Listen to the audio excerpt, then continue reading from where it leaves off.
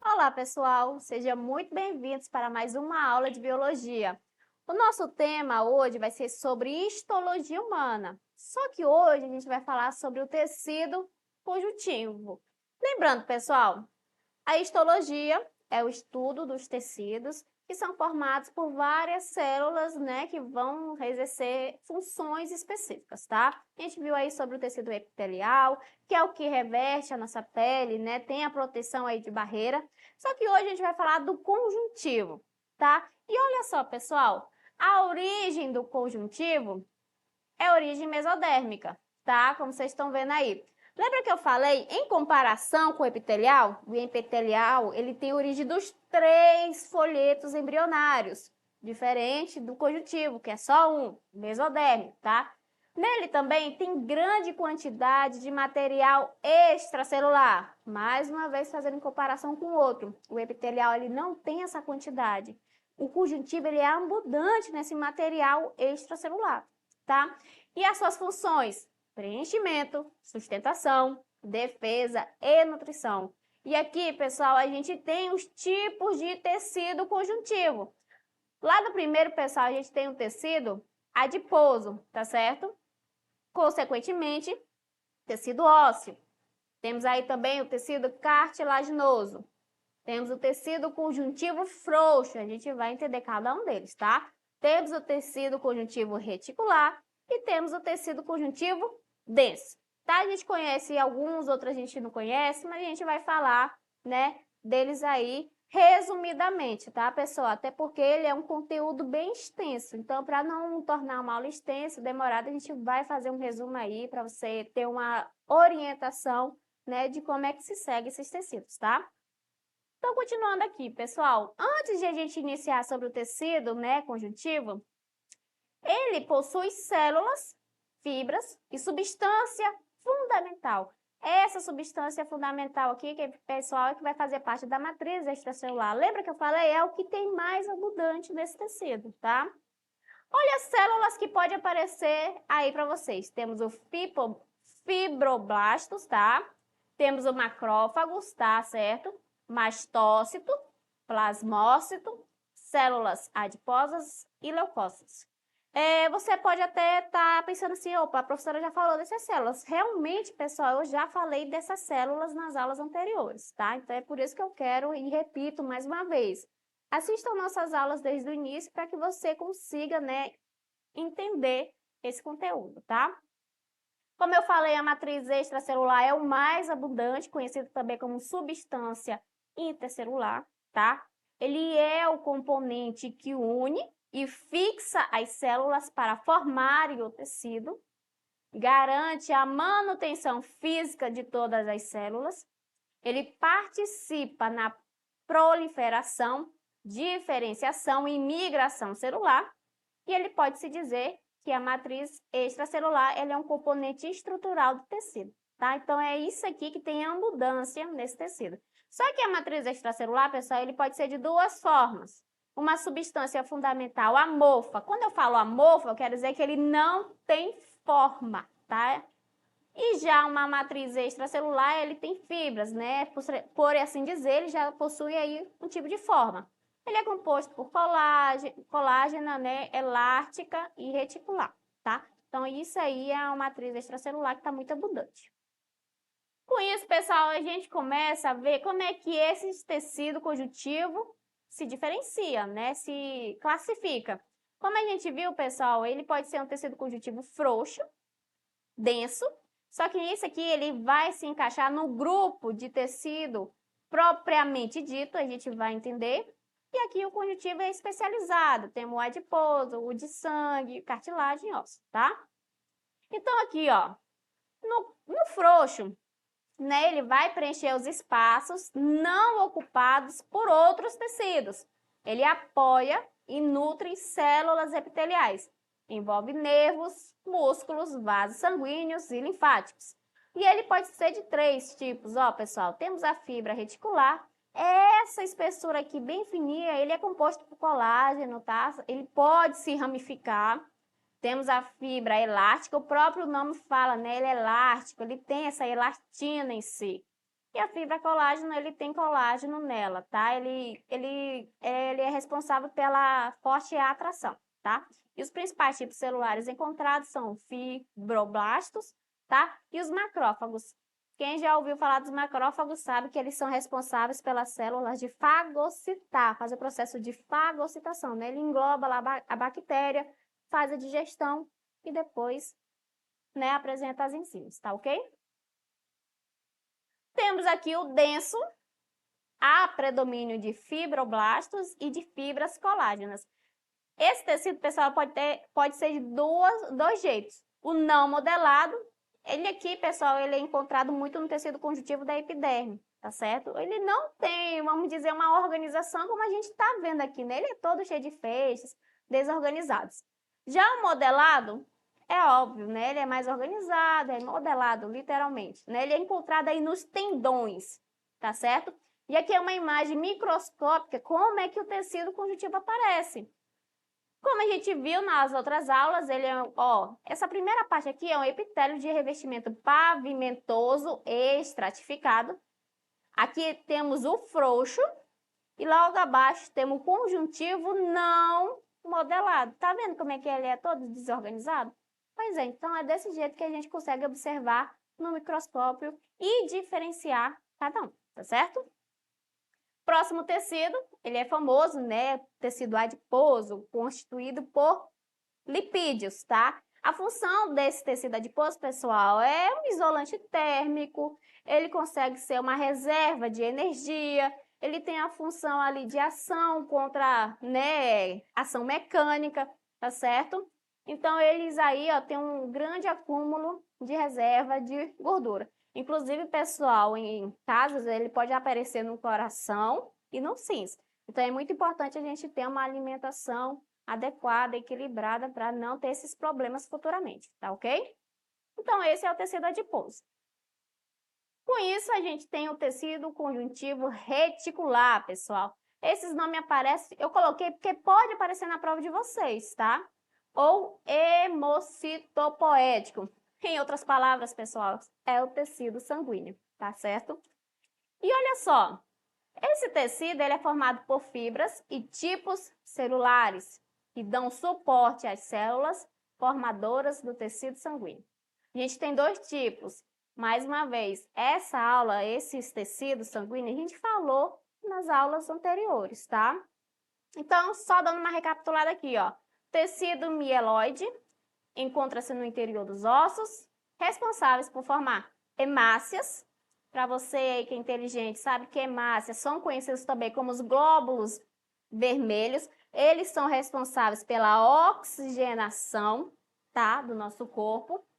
Temos as plaquetas. As plaquetas, pessoal, é responsável pela coagulação sanguínea, ou seja, evita que você tenha uma hemorragia contínua. Então, ele meio que dá uma estancada quando você tem seus níveis de plaquetas adequados, tá?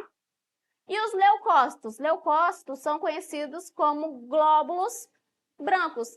Eles estão ligados aí à imunização do nosso corpo, tá? O tecido linfóide é espalhado pelo corpo, mas concentra-se principalmente aí no timo, no baço e linfonodos, tá? Responsável pelo amadurecimento de linfócitos, macrófagos e plasmócitos. Células também, que a gente já falou, inclusive mais detalhadamente, né, nas aulas anteriores, tá ok? Então, isso aí é o tecido sanguíneo. Temos o tecido cartilaginoso, tá? E olha só, pessoal, ele é uma forma especializada de tecido conjuntivo de consistência rígida. Ele desempenha a função de suporte de tecidos moles, reverte as superfícies articulares, onde absorve choques e facilita o deslizamento dos ossos nas articulações. Então, esse é a nossa cartilagem. E olha só ao microscópio. Temos 2 células, pessoal. Temos os condoblastos, tá? E ele aqui, essa parte, ele é responsável por formar fibras e substância fundamental. E temos os condrócitos. Eles não têm atividade metabólica muito desenvolvida, tá? Então, ele fica aí localizado mesmo no centro aí dessa lacuna dessa célula, tá certo? Desse tecido, perdão. Com isso, a gente chega no último tecido, né, que é o ósseo. O tecido ósseo, ele é um tecido de sustentação, como a gente sabe, né? Ele é responsável pela formação dos nossos ossos, perdão. Ele é um tipo de tecido conjuntivo e apresenta como principal característica a presença de uma matriz extracelular calcificada, ou seja, ele tem bastante cálcio, tá certo? E encontramos aqui nele, pessoal, 3 tipos de células. Temos osteoblastos, tá? Ele é responsável aí pela formação de matriz extracelular. Temos osteócitos, ele tem pouca atividade metabólica também, pessoal. E temos osteoclasto, tá certo? Aqui ele participa na formação de absorção óssea, tá certo? Cada uma dessas células são presentes nessa estrutura. Mas analisando aqui esse osso, pessoal, se a gente serrar esse osso no meio, a gente vai ver que ele pode ser de 2 tipos. Pode ser esponjoso, tá? Tem essa estrutura aqui, ele tem mais lacunas. E o compacto, né? Ele é mais compacto. O próprio nome já fala, né? Ele é menos, tem poucas lacunas, por assim dizer. E ele possui canais, pessoal. Esses canais, eles se comunicam entre si. Tem os centrais, né? E o perfurante, tá? Que é esse do meiozinho aqui. Então, esse aí é um tecido conjuntivo ósseo, tá? Então, como eu falei, pessoal, foi um resumo, né? A função aí de cada tecido, porque é uma aula bem complexa, tá? Mas vocês têm aí a base, tá? E com isso, pessoal, a gente começa a parte das questões. Aqui é uma questão 2019, do Enem. Olha só o que ele me fala. A poluição radioativa, ele compreende mais de 200 nuclídeos, sendo que, do ponto de vista de impacto ambiental, destacam-se o césio, 137, e o estrôncio, 90. A maior contribuição de radionuclídeos antropogênicos, né, ação humana, no meio marinho ocorreu durante as décadas de 1950 e 1960, como resultado de testes nucleares realizados na atmosfera. O estrôncio 90 ele pode se acumular nos organismos vivos e em cadeias alimentares e em razão de sua semelhança química, ele pode participar no equilíbrio com carbono e substituir o cálcio em diversos processos biológicos. Olha só, pessoal, ele já está me falando aqui do estrôncio, tá? Ele deu uma ênfase aí nesse componente aí. Então, ao entrar numa cadeia alimentar, da qual o homem faz parte, em qual tecido do organismo humano o estrôncio 90 será acumulado predominantemente? Primeiro, ele me fala o quê? Que ele pode ser acumulado nos organismos vivos. Ok. Só que ele é o quê? Ele pode substituir o cálcio em diversos processos biológicos. E ele me fala aqui em qual tecido, pessoal, ele é predominantemente. Se eu tenho essa informação, qual desses tecidos é rico em cálcio, pessoal? Alternativa A é o cartilaginoso. Alternativa B é o sanguíneo. Alternativa C é o muscular. Alternativa D é o nervoso. Alternativa E é o ósseo. A gente sabe, pessoal, que o cálcio mais abundante é no tecido ósseo, né? Então, essa questão, ela acaba sendo bem tranquila, né? É só conhecer suas estruturas, suas informações, onde que se encontra onde, que você consegue acertar tranquilamente, tá? Sem muita dificuldade. Próxima questão, tá? É uma questão do Enem. E olha só o que ele me fala. Isso aqui, ó. Um paciente, ele deu entrada em um pronto-socorro, apresentando os seguintes sintomas: cansaço, dificuldade em respirar e sangramento nasal. O médico solicitou um hemograma ao paciente para definir um diagnóstico. Os resultados estão dispostos nessa tabela aqui, ó. Relacionando os sintomas apresentados pelo paciente com os resultados do seu hemograma, constata-se que, primeiramente, pessoal, analisando esse hemograma aqui. Isso aqui, quando ele fala, é o constituinte, temos os glóbulos vermelhos, Já sei que ele está me falando do tecido sanguíneo. Quem são os glóbulos vermelhos? São responsáveis pela oxigenação do sangue. Se eu tenho dificuldade nos glóbulos vermelhos, eu vou ter cansaço, tá? E o meu hemograma está dizendo o quê? Isso aqui é um parâmetro para me comparar, tá, pessoal? O número normal. É o número que o ser humano tem que ter no seu corpo. E olha só do paciente. Ele tem 4 milhões de mililímetros cúbicos de glóbulos vermelhos. Você acha que o cansaço está muito, está pouco, tá? Então, a gente acaba fazendo esse parâmetro. Glóbulos brancos. Qual é a função dos glóbulos brancos, pessoal? Fazer a parte da imunização do corpo. Como é que tá seus glóbulos brancos? Tá normal? Tá inferior? Tá superior?